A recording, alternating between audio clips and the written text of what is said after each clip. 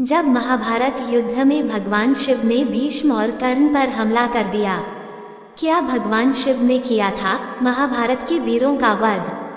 सनातन हिंदू धर्म में महान ग्रंथों में भगवान शिव को संहार का देवता माना जाता है। रामायण और महाभारत दोनों में ही भगवान शिव की महिमा बताई गई है। महाभारत में गांधारी, कुंती, दुर्योधन, जयद्रथ, भगवान श्री कृष्ण को भगवान शिव का भक्त बताया गया है। आमतौर पर ये मान्यता है कि महाभारत के युद्ध के नायक भगवान श्री कृष्ण थे और उनकी ही नीतियों की वजह से महाभारत के युद्ध में पांडवों की विजय हुई। लेकिन महाभारत को गौर से पढ़ने से पता चलता है कि महाभारत के नायक भगवान शिव हैं। भगवान शिव ने किया कौरव पांडव सैनिकों का वध किया था। अब आप कहेंगे कि हमने तो टीवी सीरियलों और किताबों में यही पढ़ा है कि महाभारत युद्ध में कौरव सेना का संहार अर्जुन और भीम ने किया था। महाभारत के पांडव पक्ष के वीरों ने ही युद्ध में कौरवों को मारकर हस्तिनापुर का राज्य जीता था। आप ये भी कहेंगे कि कौरव पक्ष में भीष्म, कर्ण और द्रोण ने पांडव पक्ष के करोड़ों सैनिकों का वध किया था। तो आखिर हम भगवान शिव को महाभारत के युद्ध से क्यों जोड़ रहे हैं? महाभारत में है शिव के इस संहार कार्य का वर्णन। महाभारत के रचयिता वेद व्यास ने महाभारत में शिव के इस संहार कार्य का वर्णन किया है कि महाभारत में अर्जुन ने किसी को नहीं मारा, न ही भीम ने दुर्योधन के 100 भाइयों को मारा और न ही भीष्म पितामह ने हजारों सैनिकों का नरसंहार किया। यहाँ तक कि द्रोणाचार्य और कर्ण ने कोई विशेष पराक्रम नहीं किया था। अगर इस महान युद्ध में दोनों पक्षों के सैनिकों और वीरों का वध किसी ने किया तो वो थे महाकाल महादेव भगवान शिव और मां काली। अर्जुन को व्यास ने बताई भगवान शिव की कहानी। आप चौंक गए होंगे, लेकिन अब महाभारत के द्रोण पर्व में महाभारत युद्ध के इस वर्णन को जान लीजिए। दरअसल द्रोणाचार्य की मृत्यु के बाद कौरव सेना हताश हो गई थी और जिस दिशा में भगवान श्री कृष्ण अर्जुन का रथ लेकर जाते, उधर अर्जुन लाशों के ढेर लगा देते थे। लेकिन ये बात अर्जुन को भी समझ में नहीं आ रही थी कि ऐसा क्यों हो रहा है। तभी अर्जुन व्यास जी के पास जाते हैं और उनसे पूछते हैं, तो अर्जुन को व्यास ने बताई भगवान शिव की कहानी। संग्रामे न्यहन शत्रुन शरोभर विमलेहम अग्रतो लक्षयान्तम पुरुष पावक प्रभम 4 ज्वलंतम शूलमुद्यम्य या दिश प्रतिपद्यते तस्या दिशि विदीर्यन्ते शत्रवो में महामुने। 5 महाभारत द्रोण पर्व अध्याय 202। अर्जुन व्यास जी से कहते हैं कि जब मैं अपने बाणों से कौरवों की सेना का संहार करता हूँ तो उस समय मुझे दिखाई देता है कि एक अग्नि के समान तेजस्वी पुरुष मेरे आगे आगे चल रहा है और उसके हाथ में जलता हुआ त्रिशूल है। जिस ओर वो अपने त्रिशूल के साथ जाता है उस तरफ के शत्रु मारे जा रहे हैं। उसके तेज से उस एक ही त्रिशूल से हजारों नए नए त्रिशूल प्रकट होकर शत्रुओं पर गिरते थे और उसने ही समस्त शत्रुओं को मार गिराया। किंतु लोग समझते हैं कि मैंने ही उनका वध किया है। तो कृपा कर मुझे बताइए कि वो दिव्य पुरुष कौन था जिसने सारी कौरव सेना का संहार किया।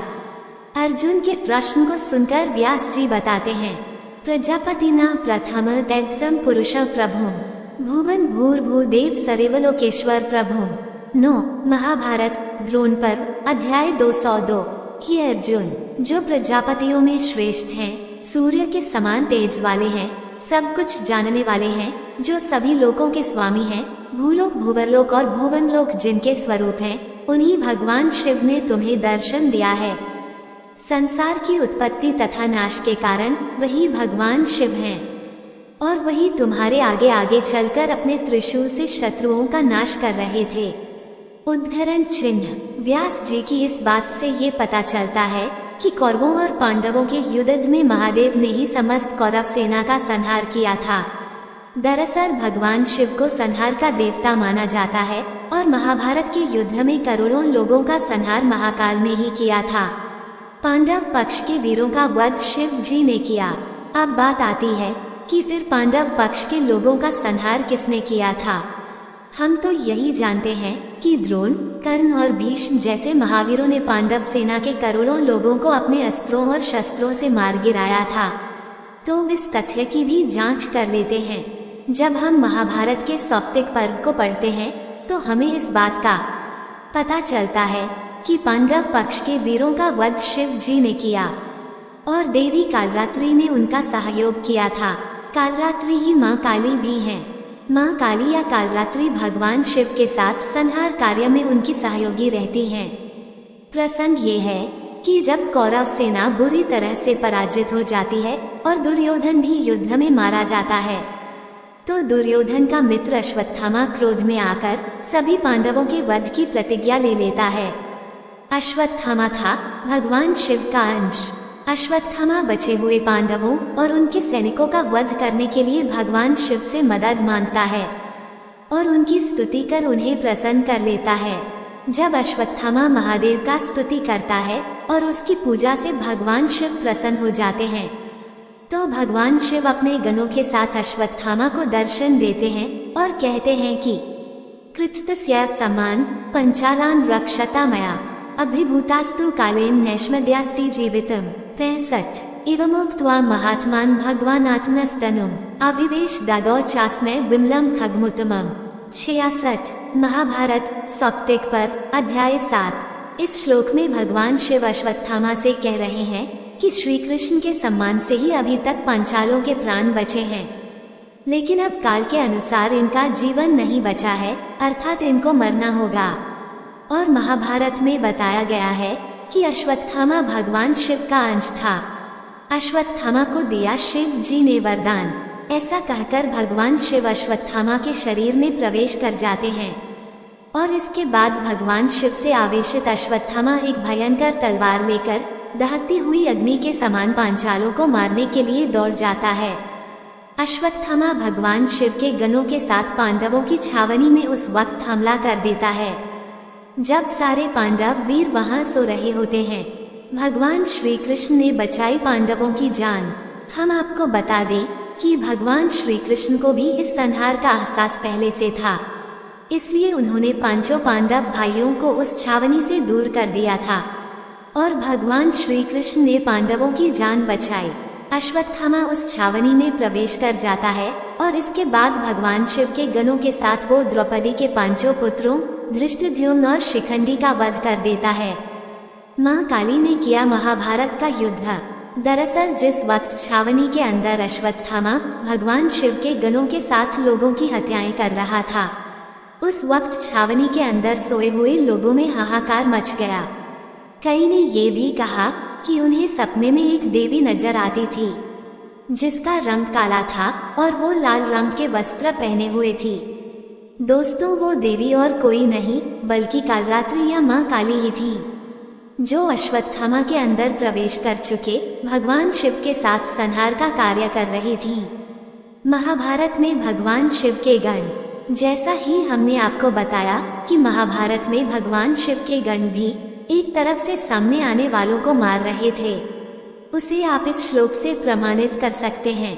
तमदृश्यानि भूतानि रक्षांसि च समाद्रवन अभित शत्रु शिविर यांतम साक्षात् देवेश्वरम 68 महाभारत सौप्तिक पर्व अध्याय 7। इस श्लोक से ये बताया जा रहा है कि साक्षात भगवान शिव के समान शत्रु शिविर की ओर जाते हुए अश्वत्थामा के साथ साथ बहुत से अदृश्य भूत और राक्षस भी दौड़े और शत्रुओं का संहार किया।